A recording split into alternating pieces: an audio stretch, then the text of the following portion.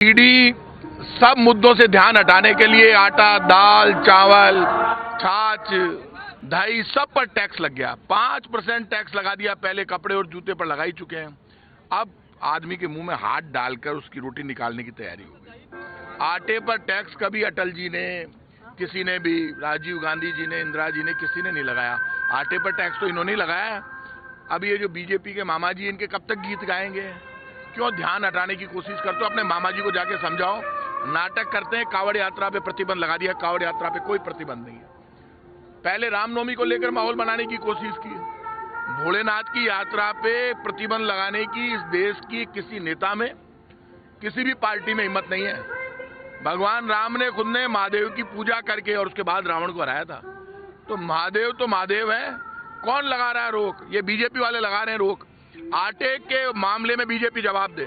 और ये बीजेपी के नेता राजस्थान के, इनको पाप लगेगा। ये जवाब दे। आटे पर क्या टैक्स को लेकर वो समर्थन करते हैं? दाल चावल पर टैक्स लग गया, छाछ दही पर टैक्स लग गया, कपड़े पर लग गया। क्या बीजेपी राजस्थान की समर्थन कर रही है इस टैक्स पे?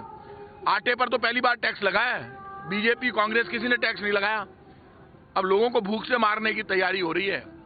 और आपको पता है इस देश में दो ही व्यक्ति सुरक्षित हैं, दो सेठ, दो बिजनेसमैन जिनको दुनिया जानती है, सारे लोग जानते हैं। और कुछ उद्योगपति पूरे देश का पैसा खजाना लेकर भाग जाएंगे। लेकिन बीजेपी का जो नाटक चल रहा है, वो ये क्या समझते हैं सोनिया गांधी जी को ईडी में बुला लेंगे, राहुल गांधी को बुला लेंगे, इससे लोगों को आटे का टैक्स का पता नहीं चलेगा। सब पता है। ये टाइम ढूंढते हैं। आटे पर अभी टैक्स लगा तो अभी अब सोनिया जी को बुला लो। 21 तारीख उनको पता थी।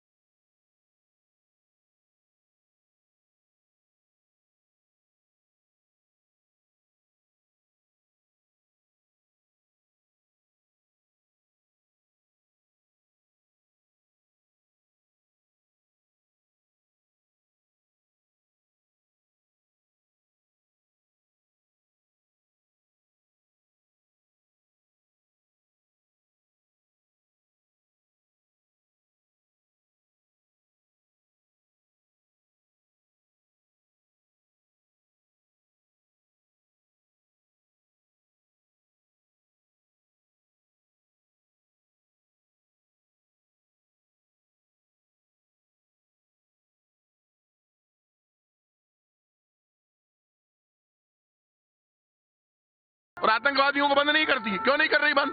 कार्रवाई करे। नेशनल इन्वेस्टिगेशन एजेंसी क्या कर रही है? क्या कर रही है सीबीआई? क्या कर रही है सीबीआई? सिर्फ कांग्रेस के सीबीआई, ईडी, इनकम टैक्स, इतनी बड़ी बड़ी एजेंसियां बना रखी है इन्होंने। नेशनल इन्वेस्टिगेशन एजेंसी वो मुख्यमंत्रियों को तो बंद कर देती है उठा के। दिल्ली जाते हैं प्रदर्शन करने के लिए, तो इनको आतंकवादियों को भी बंद करो। मुख्यमंत्री को बंद करना आसान है इस देश में केंद्र सरकार के द्वारा, लेकिन आतंकवादियों को बंद करना मुश्किल है।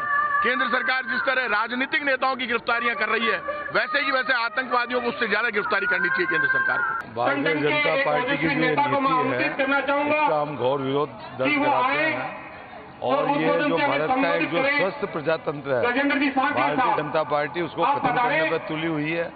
ये निंदनीय है और जो संवैधानिक संस्थाएं ईडी, आयकर, इनकम टैक्स इनका दुरुपयोग करने में लगे हुए हैं। आज इसी क्रम में हमारे प्रदेश अध्यक्ष जी के आह्वान पर हम सभी कार्यकर्ता प्रदेश से यहाँ एकत्र हो रहे हैं और हम इसका घोर विरोध करते हैं और इसके लिए अगर हमको बड़ा भी संघर्ष करना पड़ेगा तो इसके लिए कांग्रेस जन पीछे नहीं रहेंगे। वैसे भरतपुर में जो अवैध खनन को लेकर विरोध कर रहे थे संत, उनमें से एक ने कहा दिया, वो जो घटना घटित हुई उसका हमको भी दुख है और संतों की भावनाओं को मद्देनजर रखते हुए मुख्यमंत्री जी पहले से उसमें निर्देश दे रखे थे, क्योंकि वहाँ ऑलरेडी सन 90 से वहाँ लीजें बनती आ रही हैं। 91 में से कई लीजें वैध रूप से वहाँ चल रही हैं। अगर हम उनको एकदम बंद करते हैं तो लीगल इशू बनेगा और वो कोर्ट में जाकर उनको स्टे ले आएंगे तो उसको और ये मामला और पेचीदा हो जाएगा।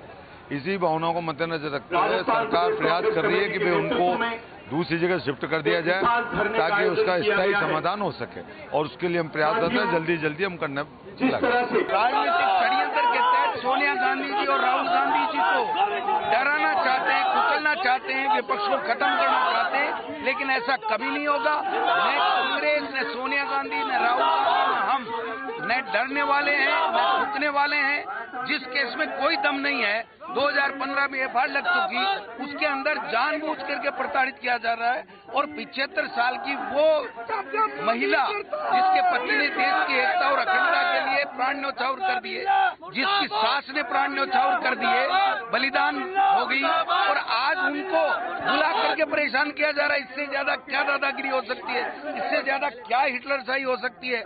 आप बताइए, क्या 75 साल की सोनिया गांधी जी से अगर उनको कुछ पूछना था तो अब तक क्यों नहीं पूछा? और जब पूछना है तो घर जाके भी तो स्टेटमेंट लिए जा सकते हैं। राहुल गांधी जी से 60 घंटे पूछताछ किया, फिर क्या निकला?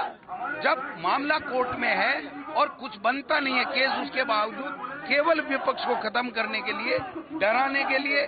और आप देखिए चंद्रशेखर जो मुख्यमंत्री हैं, वो किस तरीके की भाषा बोल रहे हैं, उनके साथ में क्या कर रहे हैं? चुनी हुई सरकारों को गिराने का षड्यंत्र कर रहे हैं, लोकतंत्र को खत्म कर रहे हैं, संवैधानिक संस्थाओं का दुरुपयोग कर रहे हैं। हम कतई बर्दाश्त नहीं करेंगे।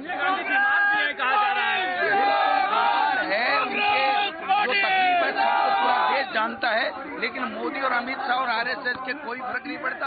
इनका एक ही एजेंडा है कि विपक्ष को कुचलो, डराओ, धमकाओ, बंद करो और विपक्ष को खत्म करो। हिटलरशाही शासन अपना पूरी तरह कायम करो देश में, जो प्रजातंत्र को खत्म करने की दिशा में एक बहुत साजिश है। इसको हम नहीं चलने देंगे।